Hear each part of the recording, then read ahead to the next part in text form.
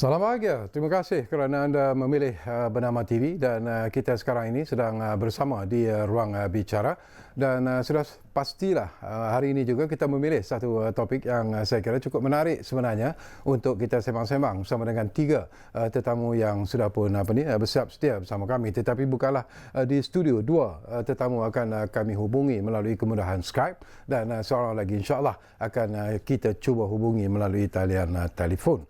Baiklah, topik yang kita pilih hari ini di ruang bicara ialah pakej rangsangan ekonomi prihatin impak kepada golongan sasar.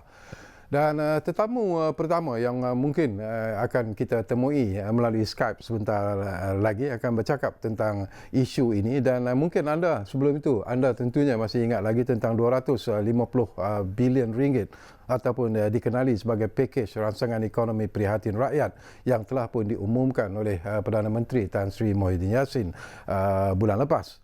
Dan ia terdiri daripada 128 bilion ringgit untuk kebajikan rakyat, 100 bilion ringgit bagi menyokong perniagaan dan 2 bilion ringgit untuk memperkukuhkan ekonomi negara. Selain itu 20 bilion ringgit yang diumumkan dalam pakej terdahulu. Dan yang menariknya ialah tentang pakej tambahan berjumlah 10 bilion ringgit diharapkan akan dapat membantu meringankan beban keuangan PKS dan seterusnya menjamin 2/3 daripada jumlah pekerja di negara ini terus mendapat pekerjaan. Baiklah, untuk bercakap tentang isu ini ada di Skype kita sekarang ini seorang tetamu yang sudah pun biasa sebenarnya bersama dengan kita. Jadi kita mengucapkan terima kasih kepada yang berbahagia Profesor Ahmad Razman yang sudah pun ada bersama kita sekarang ini. Assalamualaikum Prof. Waalaikumsalam warahmatullahi wabarakatuh. Macam mana puasa yang hari pertama hari ini? Alhamdulillah semua berjalan dengan lancar. Alhamdulillah. Makanan selamat masuk ke dalam perut. Betul.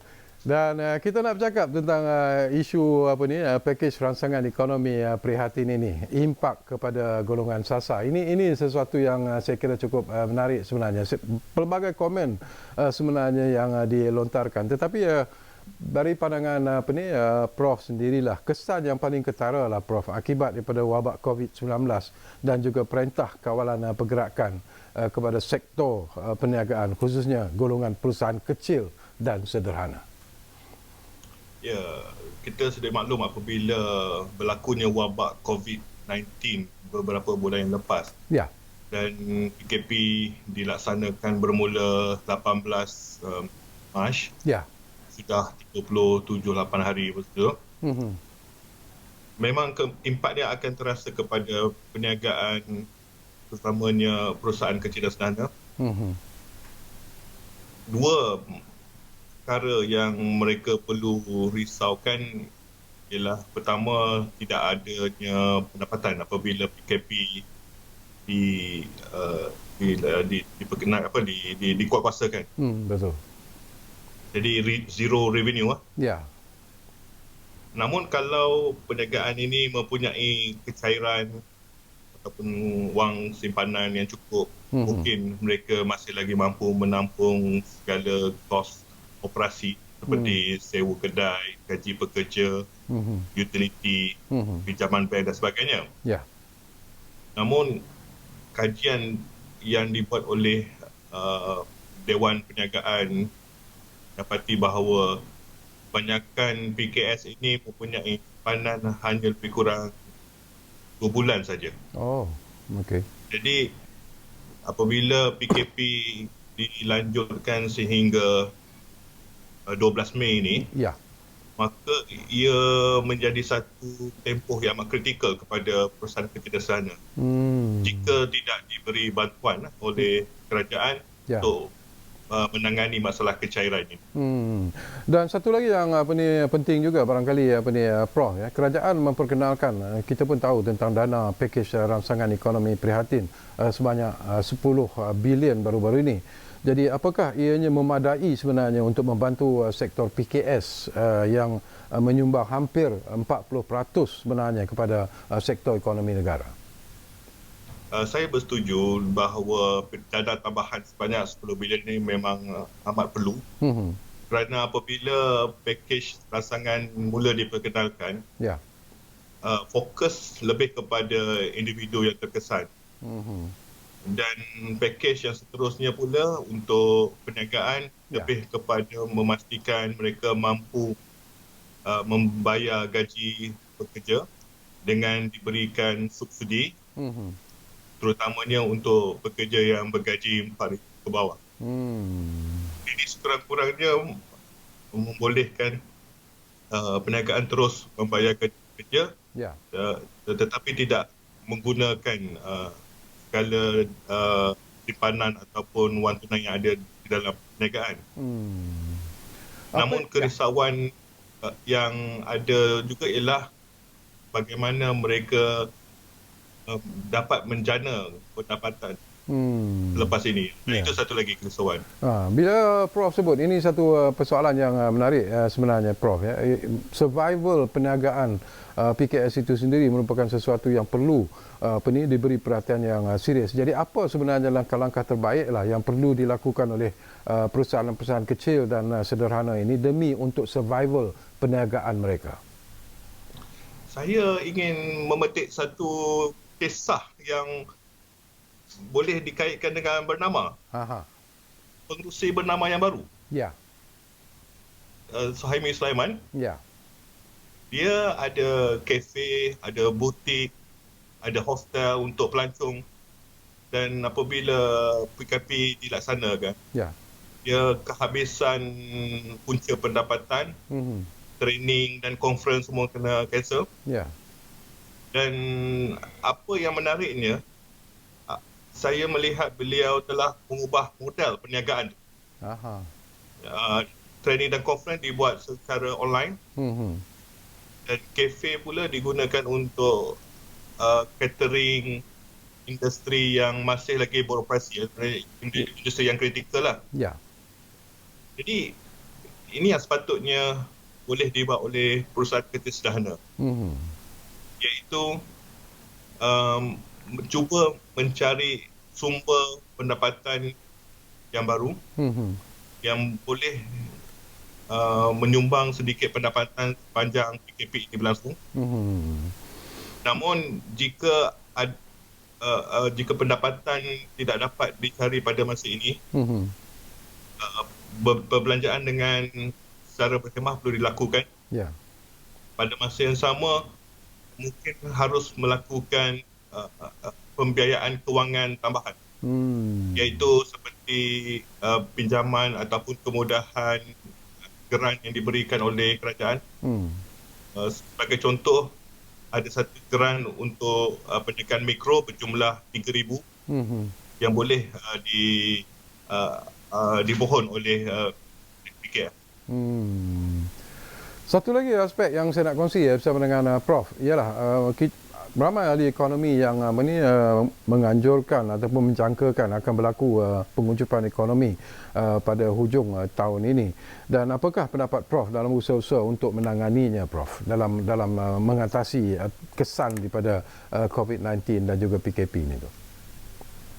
Ya, betul. Apabila kita lihat pengujuran malahan daripada kerajaan pun, mungkin KDNK untuk tahun ini sekitar negatif 0.5% hingga 2%. Jadi apabila ekonomi akan bergerak perlahan, apa yang perlu dilakukan ialah memastikan bahawa rangsangan ekonomi itu diteruskan dengan menambahkan kecairan di dalam pasaran, supaya berlaku urusan transaksi perniagaan, ekonomi domestik ini dapat ditingkatkan. Kerana kita tidak boleh berharap kepada permintaan daripada negara luar, kerana kita lihat negara-negara luar pun banyak mengalami masalah. Mereka mengenakan lockdown, mereka juga mengalami penguncupan ekonomi yang boleh membawa kepada kegawatan.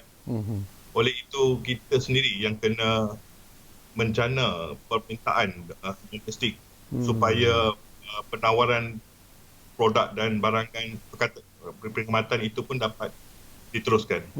Satu lagi aspek yang saya ingin berkongsi dengan Prof ialah ini sesuatu yang kita kena terima lah, satu hakikat sebenarnya untuk pekerja yang mungkin akan mengalami pemberhentian kerja ini. Apakah langkah penyelesaian yang mungkin boleh diambil oleh kerajaan dan juga individu itu sendiri, Prof?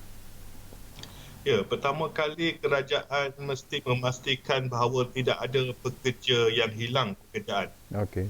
Kerana impaknya amat besar. Ya. Pertama, pekerja yang hilang pekerjaan ni mereka akan hilang punca pendapatan dan selepas itu mereka akan kekurangan simpanan dan jika tidak ada lagi simpanan mereka akan tak mampu membayar komitmen hutang dan terpaksa menjual aset dan boleh diisytiharkan sebagai muflis. Kita tidak mahu itu berlaku kerana apabila itu berlaku ia akan memberi kesan rantaian kepada institusi kewangan dan juga industri yang lain. Jadi apa yang perlu kerajaan lakukan ialah meneruskan pakej rancangan itu dengan memberi bantuan tunai. Tidak semestinya sepanjang PKP, malahan selepas PKP berakhir dan saluran itu mesti dilakukan dengan cepat supaya duit itu cepat sampai kepada mereka yang menerimanya dan pada masa yang sama menyediakan peluang untuk mereka yang hilang pekerjaan ini untuk menambah baik kemahiran, pengetahuan, kepakaran supaya mereka mampu mencari kerja yang lebih memberi kestabilan atau pendapatan yang lebih tinggi selepas.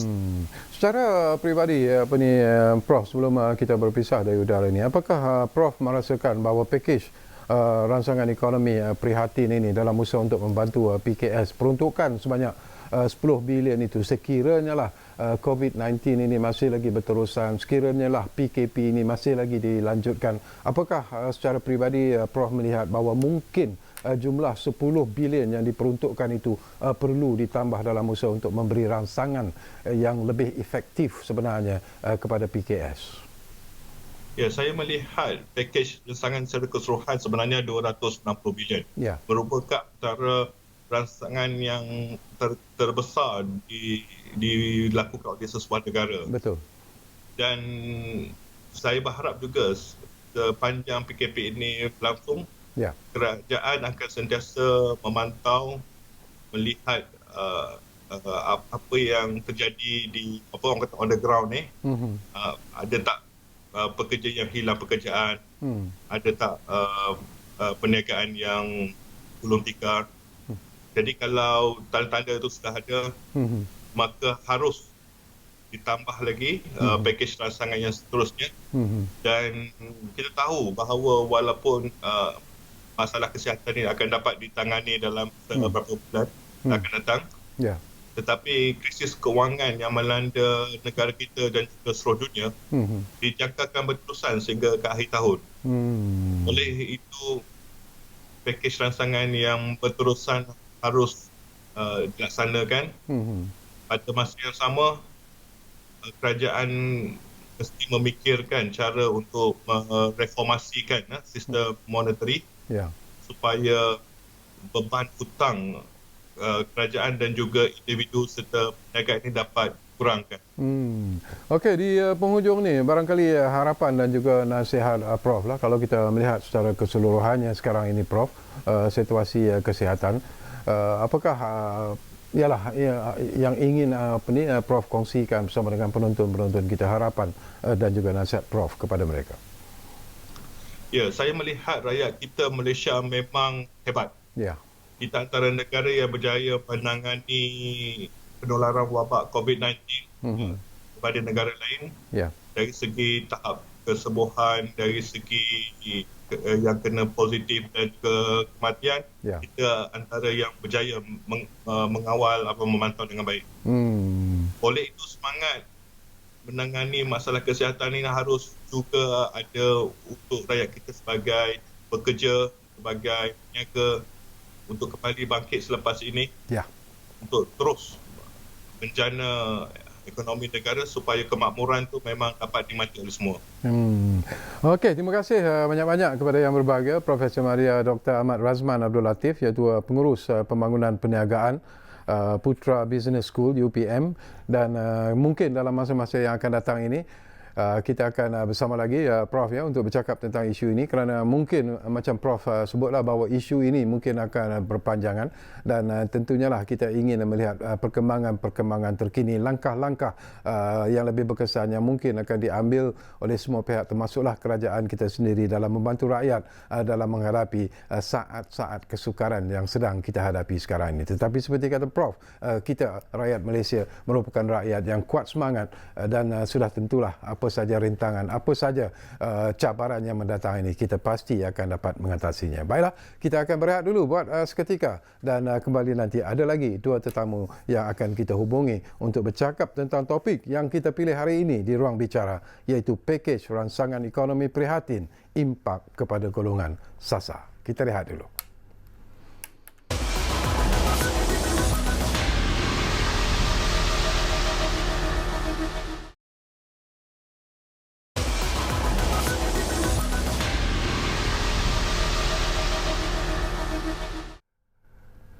Baiklah, kita kembali semula ke Ruang Bicara ini yang dibawakan di Bernama TV, dan kita masih lagi bercakap tentang pakej ransangan ekonomi prihatin, impak kepada golongan sasar, dan seorang lagi tetamu yang sudah pun kita hubungi melalui Skype, seorang tetamu yang biasa sebenarnya bersama dengan kita. Jadi kita ingin mengucapkan setinggi-tinggi terima kasih, dan juga bertemu semula di udara sekarang ini bersama dengan Dr. Madeline Burma, iaitu penganalisis ekonomi yang sudah tidak asing lagi. Jadi, halo doktor.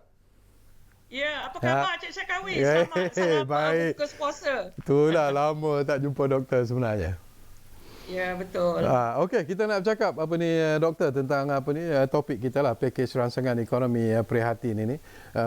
Mungkin yang menarik yang ingin saya kongsi bersama dengan doktor ialah berkongsi tentang kesan yang paling ketara lah sebenarnya akibat daripada wabak COVID-19 dan juga perintah kawalan pergerakan kepada rakyat, khususnya untuk golongan B40 dan juga M40 ini. Ya, silakan doktor.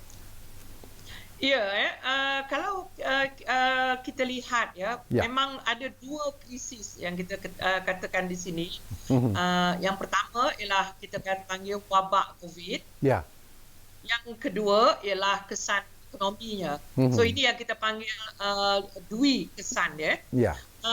Jadi yang paling ketara kalau kita lihat mereka yang sangat terkesan adalah golongan B40. Ya. Lebih-lebih lagi yang kami gelar sebagai B2% yang paling bawah sekali. Okey. Okey. So kesan yang pertama ialah kajian menunjukkan bahawa mereka kehilangan pendapatan. Ya. Ada juga yang terpaksa bekerja tetapi waktu bekerja lebih lama tapi pendapatan tetap sama. Ya. Okey. Yang satu lagi ialah mereka diberhentikan sementara dan dikatakan mereka akan disambung semula. Tapi mereka kata tak pasti lagi. So jadi ini yang paling ketara, dan kalau kita lihat daripada kajian yang telah dilakukan oleh Department of Statistics ataupun Jabatan Statistik, tiga industri yang paling terkesan ialah perkhidmatan makanan. Okey. Nombor dua ialah sektor ataupun industri perikanan. Ya.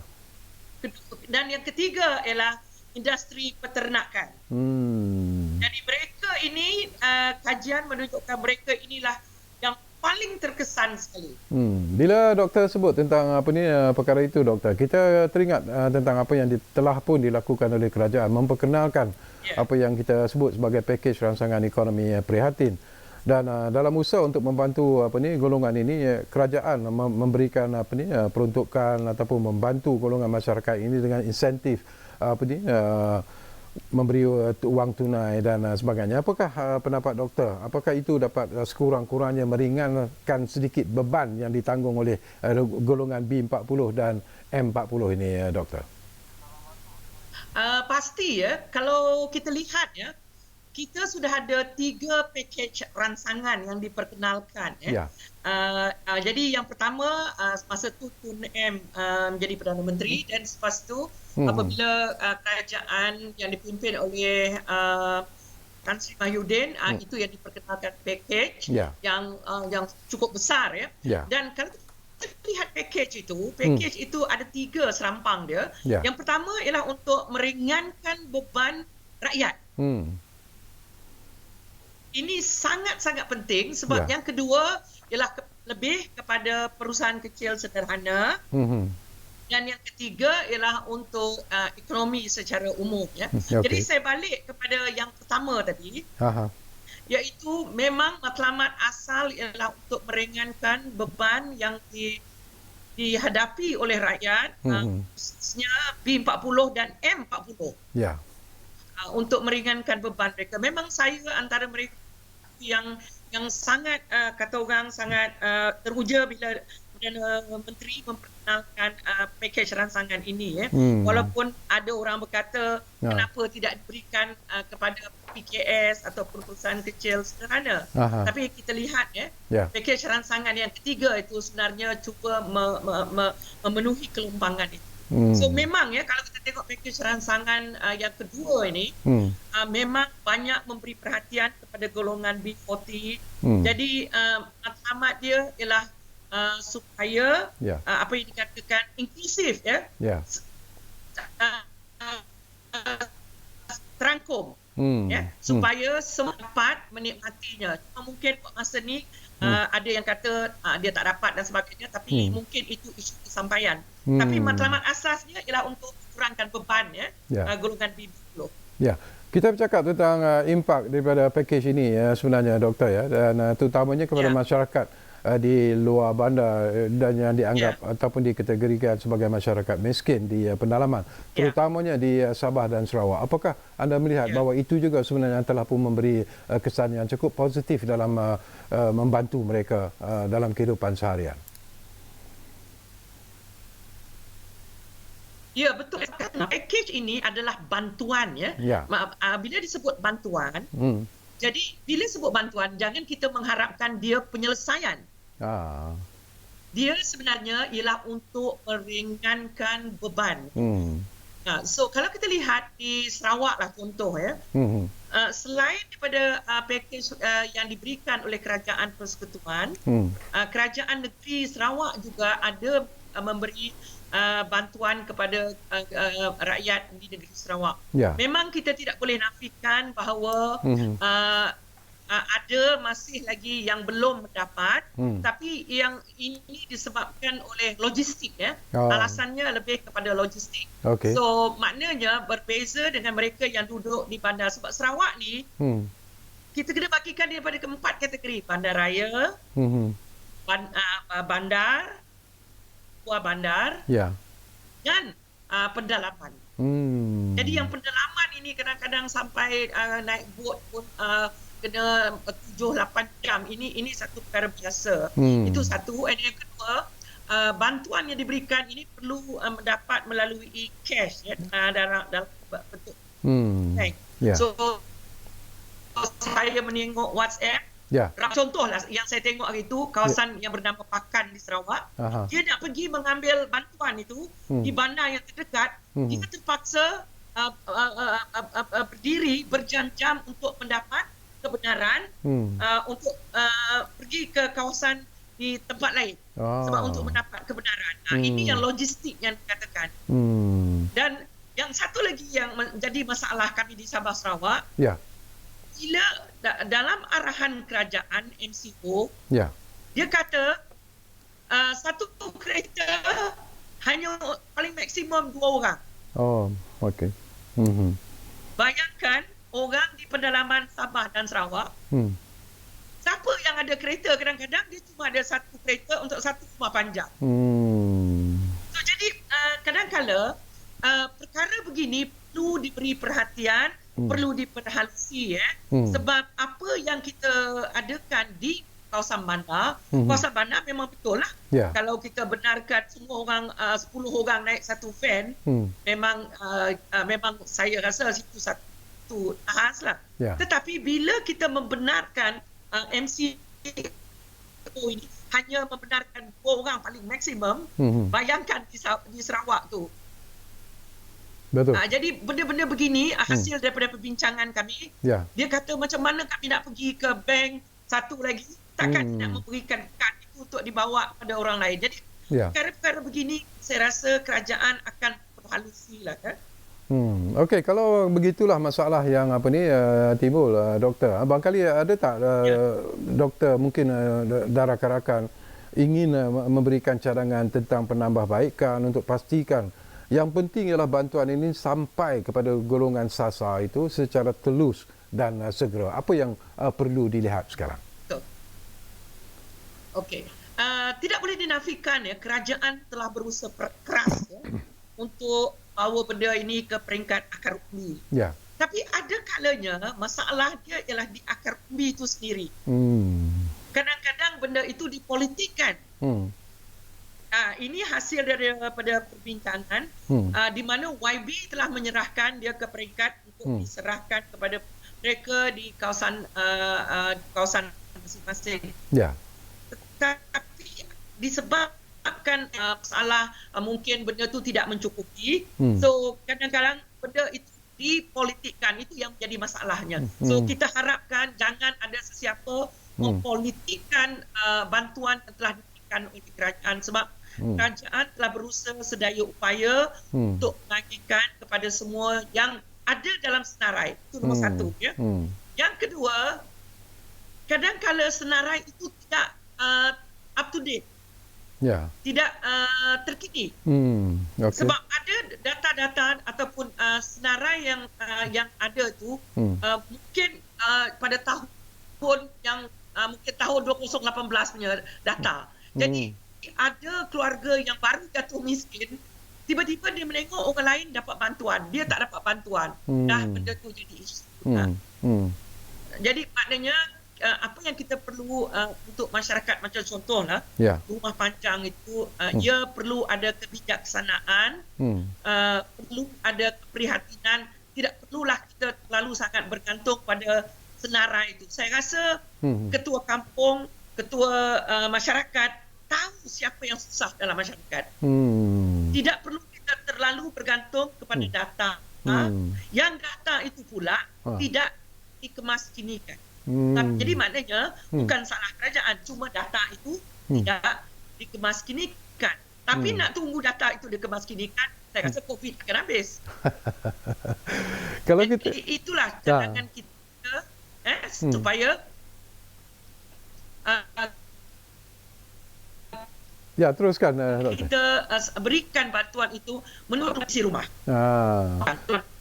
Okey, kalau kita lihat dari segi dari aspek geografi sendiri barangkali doktor, kita kena bersikap adil jugalah. Kalau kita melihat situasi ataupun kedudukan di Sabah dan Sarawak yang begitu luas sekali, dan kadang-kadang ialah untuk sampai ke destinasi yang ingin dituju baik di Sarawak ataupun di Sabah itu akan memakan masa berjam-jam, kesulitan transportation dan sebagainya. Jadi apakah ini antara faktor yang menyebabkan mungkin berlaku kelewatan untuk menyampaikan bantuan dan sebagainya, dan apa yang perlu dilakukan lagi dalam usaha untuk menjamin bahawa masyarakat di pendalaman itu terutamanya akan mendapat menikmati bantuan yang juga dinikmati oleh rakan-rakan mereka yang di bandar misalnya.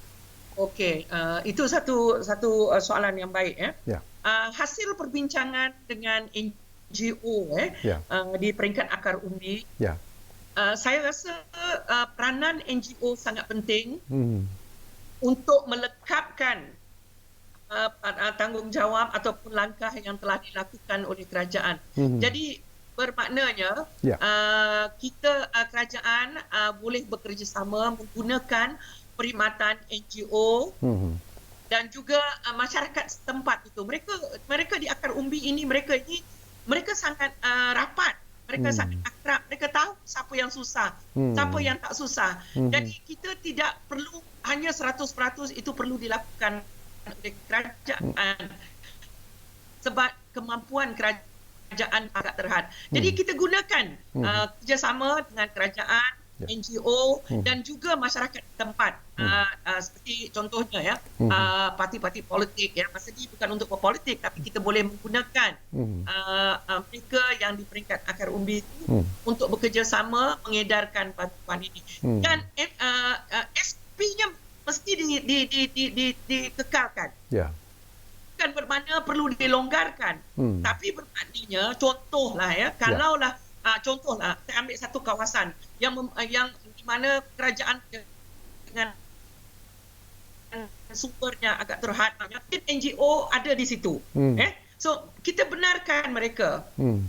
So kita memberikan ataupun kerajaan membenarkan, buatlah testing COVID dulu kepada NGO tu, kuarantin dulu dan benarkan mereka untuk melakukan peranan untuk mengedarkan bantuan itu. Daripada menunggu kerajaan untuk melakukannya dan kita melihat nanti dalam media sosial mengutuk dan mengata semuanya, sedangkan bantuan itu memang ada, cuma dia belum sampai. Itu dia. Okey, saya juga nak dapat pandangan peribadi daripada doktor sendirilah. Kita tahu ramai yang mengatakan bahawa langkah dan juga tindakan yang dibuat oleh kerajaan kita mewujudkan apa yang disebut sebagai pakej rangsangan ekonomi untuk membantu rakyat yang sedang menghadapi kesulitan ini adalah satu langkah yang cukup baik dan luar biasa sebenarnya.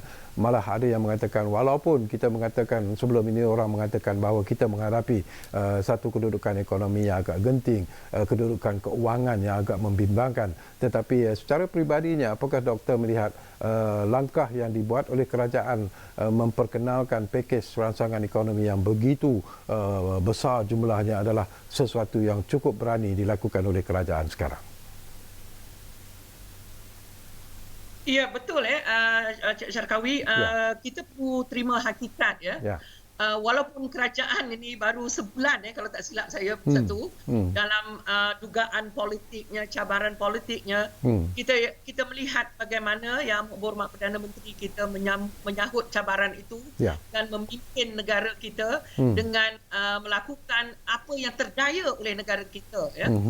Satu, pakej rangsangan ini sesuatu yang kami kaji ekonomi merasakan dia sesuatu perlu ada keberanian ya, tapi pada mulanya memang kita tidak menyangka nilainya begitu banyak sekali. Nilainya memang di luar dugaan.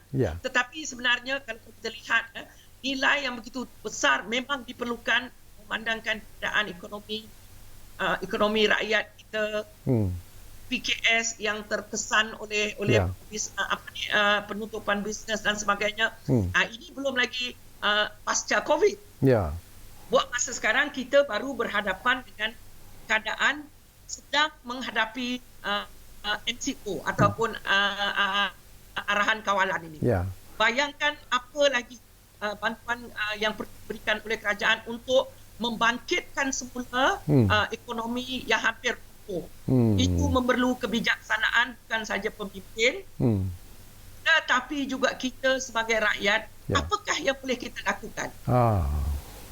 Itu bagi saya sangat penting ya. Bukan kita hanya tahu mencari kelemahan, mengutuk dan sebagainya, tetapi kita boleh berfikir kita sebagai rakyat ni selain apa yang telah kerajaan sarankan. Dia kata duduklah dekat rumah, ini masih lagi ramai yang pergi berjalan dekat macam mana nak melandaikan kelok. Benda-benda begitulah bagi saya penting itu.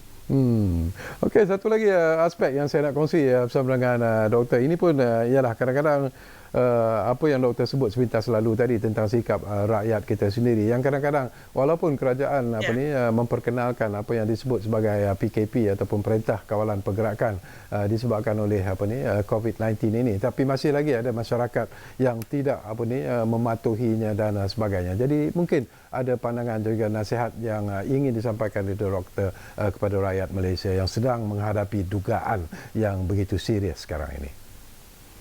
Okey hasil perbincangan perbincangan dengan masyarakat. Ya. Saya ada 4 kali mengadakan dialog dengan masyarakat. Itu sebahagian daripada tugasan saya lain. Satu perkara yang amat jelas sekali ialah satu,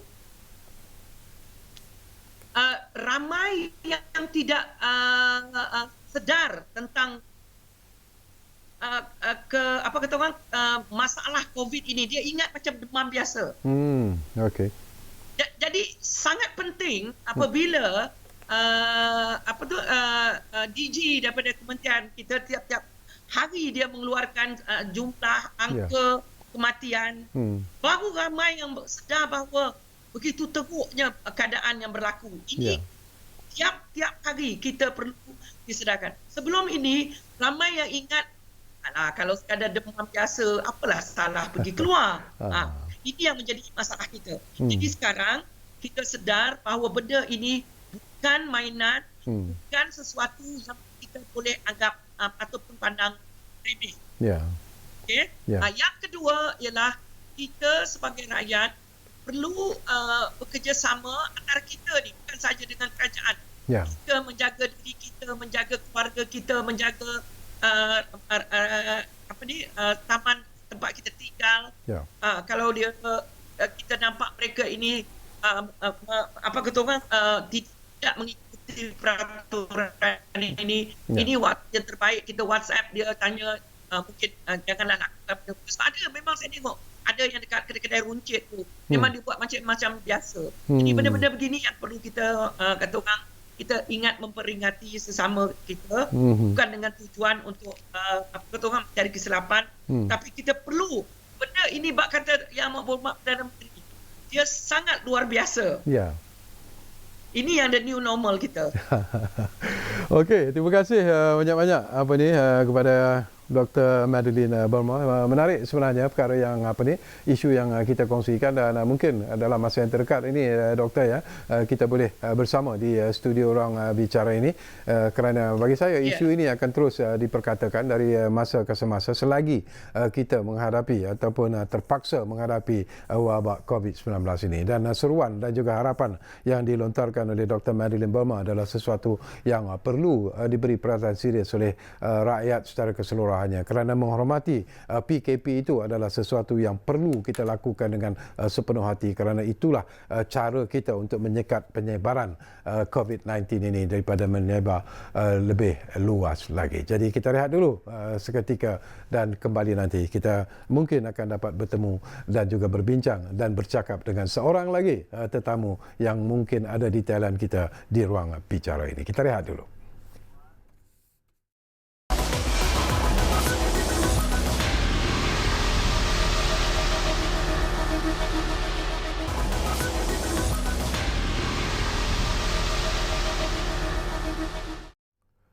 Baiklah, kami berterima kasih kerana anda masih lagi bersama kami di Ruang Bicara ini yang kami bawakan kepada anda di Bernama TV, dan kita masih lagi bercakap tentang pakej rancangan ekonomi prihatin impak kepada golongan sasar.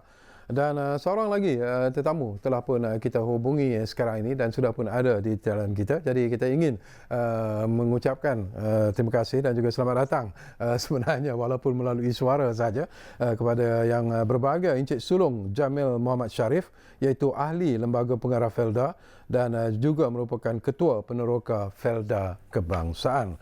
Assalamualaikum Encik Sulong. Waalaikumsalam Tuan. Tuan sihat? Okey, alhamdulillah. Terlebih dahulu kami di Ruang Bicara ini ingin mengambil kesempatan ini untuk mengucapkan tahniah kepada tuan kerana dilantik sebagai ahli Lembaga Pengarah Felda yang baru, dan ini mungkin sesuatu yang menarik jugalah kita kongsi bersama dengan tuan sendiri. Apakah visi dan juga misi tuan bila dilantik sebagai ahli Lembaga Pengarah Felda ini? Assalamualaikum warahmatullahi wabarakatuh. Waalaikumsalam. Ini perkara ini menjadi satu tanggungjawab lah. Satu tanggungjawab saya sebagai Ketua Peneroka Kebangsaan yang telah dilantik sebagai ahli Lembaga Felda. Yang mana kita membuat satu keputusan yang tepat, yang benar, bagi memastikan masa hadapan Perda dan Merauke terus terbaik dan cemerlang. Ya. Misi Perda tidak boleh menguruskan warga Merauke. Patut dasar ataupun tujuan Perda dulu mula-mula ditubuhkan adalah kita membina kehidupan manusia. Membina kehidupan manusia. Jadi wakimah siapa pun dilantik sebagai peneraju ataupun kepimpinan yang tertinggi daripada pengarah besar, timbalan pengarah-pengarah semua dan daripada ahli lembaga nak kena faham bahawa apa tujuan asal Perda ini ditubuhkan bukan untuk mencari keuntungan. Mana kita membina kehidupan manusia. Dan itu visi yang dibuat. Jadi Perda seharusnya membina hubungan yang cukup rapat dengan warga Merauke. Dan peranan saya, kita bersama rakan-rakan lain di Jabatan Kuasa Perunding Merauke JKPP dilihat oleh Perda sebagai satu platform yang dapat mempermudahkan terhadap pembinaan hubungan ini. Betul.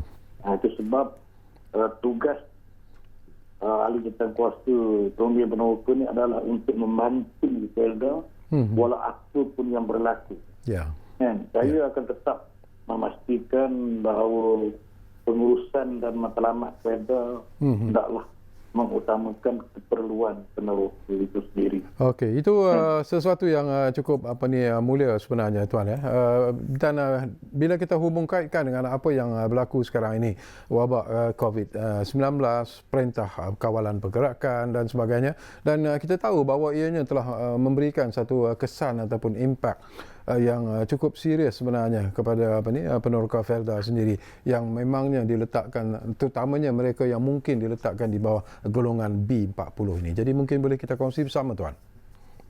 Saya melihat bahawa kebanyakan golongan kumpulan B40 ini disiapkan rancangan bahawa mereka bergantung kepada pendapatan tambahan.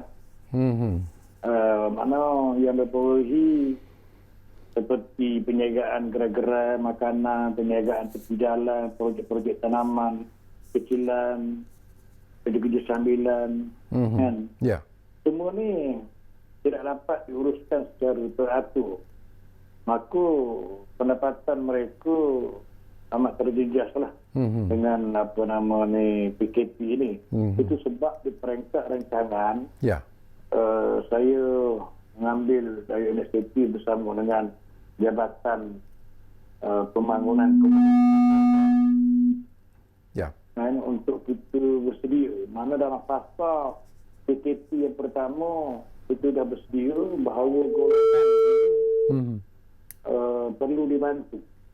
Perlu dibantu dan kita menubuhkan satu pusat makanan komuniti rancangan.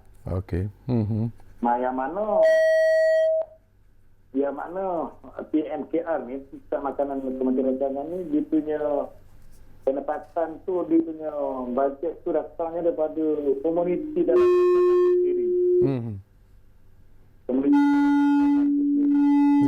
Maksudnya kita menerima mana yang ada pendapatan lebih, anak-anak Merauke yang berjaya, berjaya mereka turut membantu NGO kita alu-alukan membantu. Jadi kita kumpul-kumpulkan, iaitu kita bantu golongan ni. Bantu golongan ini. Bila tuan sebut tentang membantu, bila kerajaan juga memperkenalkan pakej rangsangan ekonomi, memperkenalkan insentif prihatin untuk golongan B40, M40, ada bantuan tunai, ada bantuan cara hidup dan sebagainya. Jadi bagaimana dengan respon masyarakat Perda sendiri terhadap bantuan yang diberikan oleh kerajaan ini melalui pakej rangsangan ekonomi ini? Masyarakat Perda sangat-sangat mengucapkan jutaan terima kasih lah yang tidak sehingga kepada kerajaan di bawah kepimpinan yang amat berhormat Perdana Menteri Tan Sri Muhyiddin Yassin. Kerana bantuan yang diberikan oleh kerajaan sangat bermakna. Kan, dana yang sangat diperlukan. Apa kesusahan yang kita alami dapat berkurangan dengan keprihatinan kerajaan melalui package yang diberikan. Jadi saya bagi pihak seluruh warga Kedah, seluruh negara mengucapkan jutaan terima kasih yang tidak sehingga kepada pihak kerajaan terutamanya yang amat berhormat Tan Sri Muhyiddin Yassin selaku Perdana Menteri Malaysia. Dan mungkin Tuan juga ada nasihat yang ingin disampaikan kepada warga Felda sendirilah dengan bantuan yang diberikan oleh kerajaan ini, dengan insentif yang disediakan ini. Apakah warga Felda juga harus melihat ini dari segi aspek yang positif dan tidak cuma mengharapkan bantuan kerajaan semata-mata. Mereka juga harus berani untuk berdiri dan melawan apa yang sedang kita hadapi sekarang ini, terutamanya bila kita bercakap tentang COVID-19 dan juga PKP ini. Yang bagi pada saya lah, bagi pihak Felda, mana kita sentiasa mengingatkan peneroka dan warganya supaya bersama-sama menangani masalah ini dengan mengutamakan kesihatan dan apa kesihatan dan perkumpulan mereka lah mengaturkan pengurusan ladang secara terperinci, memastikan pemakaian dan topeng, muka dan biasa memasuk tangan, sabun. Dan saya mengharapkan bahawa dengan pemberian insentif yang kerajaan ulurkan ini dapat kita berjimat cermat dalam kita menghadapi bulan yang mulia ini, bulan Ramadan, dan kita tak tahu sampai bila PKP ini harus berhenti. Jadi kita kena bersedia dan berjimat cermat dengan apa yang ada. Daripada pemerhatian Tuan sendiri, Tuan, kita masih lagi ada masa saja nak sembang-sembang ni. Ada tak warga Felda yang menjadi mangsa kepada COVID-19 ini setakat ini, Tuan? Setakat ini tak ramai. Apa rekod yang kita ada, makna ada berapa rekod setiap wilayah lah. Dan mana tak ada lalu kurang 4-5 orang yang kena yang di Felda Sahabat, di Sabah ada 3, dan di Semenanjung ni ada kena tapi dah sudah boleh dibenarkan keluar lah. Dan kita masih dalam keadaan terkawal dan saya harap semua rakan-rakan sahabat-sahabat saya berfokus seluruh rancangan dapat pastikan bahawa anak-anak buah mereka dapat mematuhi apa perintah PKP ini yang diunjukkan oleh kerajaan supaya dapat duduk di rumah masing-masing. Dalam menjamin bahawa warga Felda ini menghormati ataupun mematuhi terutamanya PKP itu sendiri, ada tak wakil-wakil ataupun orang-orang kuat Felda sendiri yang sentiasa memberi pengawasan, sentiasa memberi pemerhatian, sentiasa memberi nasihat? Kita Felda ni kita daripada peringkat pengusaha tinggi akan bersama dengan Jabatan Pembangunan Komuniti, Jabatan Pembangunan Komuniti Felda akan memohon atau meminta pihak wilayah. Sebab kita ada 11 wilayah tu negara. Itu diketuai oleh pengurus besar masing-masing. Itulah melalui itulah berkeliling ataupun yang akan disampaikan untuk disebarkan ke setiap 317 buah rancangan di seluruh negara. Dan dari sebaran itu dari aspek ekonomi sendiri, terutamanya lah untuk membantu warga Felda sendiri dari segi tanaman mereka, menghasil tanaman dan sebagainya. Ada masalah tak, Tuan, apabila COVID dan juga PKP ini berlaku? Ada terjejak sikit masalah dari segi keladang dan pengangkutan buah ke kilang. Tetapi dalam tempoh 3 bulan ini, Felda telah menawarkan bahawa tidak akan memotong sebarang potongan tetap kepada peneroka selama 3 bulan.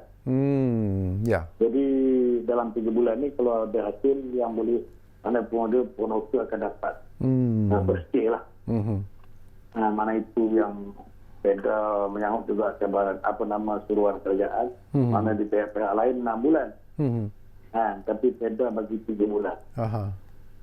Tidak memotong. Okey. Dan sebelum kita berpisah, barangkali sebagai ahli lembaga pengarah Felda, tentunya ada seruan dan juga nasihat yang mungkin ingin anda lontarkan Tuan kepada peneroka-peneroka Felda, kerana mungkin mereka berada dalam kedudukan yang agak tidak selesa, gelisah dan sebagainya, tetapi ini merupakan satu cabaran yang bukan saja dihadapi oleh warga Felda tetapi seluruh rakyat Malaysia secara keseluruhannya. Jadi nasihat Tuan kepada mereka. Nasihat saya kepada rakan-rakan semua, kepada ketua peneroka dan rakan-rakan warga Felda Negara, supaya kita bertenang dan kita hadapi masalah ini dengan hati terbuka.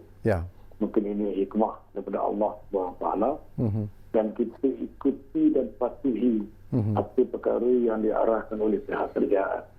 InsyaAllah kalau kita mematuhi apa yang diarahkan, kita dapat dengan segera menghindarkan jangkitan virus COVID-19 ini. Dan insyaAllah negara kita ataupun masyarakat Felda negara akan dapat hidup selesa kembali. Dan kita harap bahawa COVID-19 ini dapat dihindarkan dengan segera. Ya, betul. Dan 1 minit sebelum kita berpisah, saya bagi lagi peluang kepada Tuan untuk menyatakan bahawa sebagai ahli lembaga pengarah Felda, jaminan yang ingin Tuan berikan kepada warga-warga Felda. Sebenarnya ada sinar yang lebih gemilang sebenarnya sedang menunggu warga-warga Felda selepas saja kita dapat mengatasi masalah COVID-19 ini. Jaminan Tuan. Saya tak berani nak jamin lah, tapi apa yang saya dah buat, mana dah berjumpa dengan menteri yang menjaga hal ehwal Felda, iaitu Datuk Seri Mustafa Muhammad baru-baru ini, yang saya telah menceritakan apa masalah dan apa hal tuju Felda sebenarnya. Dan baru-baru ini pun semalam pun ada mesyuarat khas lembaga. Dalam mesyuarat lembaga itu saya mencadangkan supaya dibagi satu one-off bantuan kepada 112,638 orang peneroka Felda seluruh negara. Dalamnya kalau boleh bantuan itu lewatnya dalam 10 hari puasa ini kita akan sampaikan kepada kesemua 112,638 orang peneroka seluruh negara. Okey, sekurang-kurangnya itu satu berita yang cukup baik sebenarnya. Jadi terima kasih banyak-banyak kepada Tuan Sulong Jamil Muhammad Sharif, iaitu ahli lembaga pengarah Felda, dan beliau juga merupakan ketua peneroka Felda kebangsaan. Dan mungkin Tuan Sulong dalam masa yang terdekat ini kita boleh bawa Tuan untuk datang ke set ataupun ke ruang bicara ini untuk bercakap tentang isu Felda ini juga, kerana isu Felda juga bagi saya merupakan satu isu yang diperkatakan dengan begitu meluas sekali, bukan saja oleh warga Felda tetapi juga oleh masyarakat yang mungkin berkepentingan dengan kemajuan dan juga masa depan Felda. Jadi terima kasih kepada anda yang menumpukan perhatian bersama kami di ruang bicara ini, dan tentunya lah kami menjanjikan sesuatu yang akan kami tepati. Ruang bicara akan terus berbicara bersama anda dari masa ke semasa. Kita jumpa lagi. Assalamualaikum dan selamat menunaikan puasa di bulan Ramadan ini.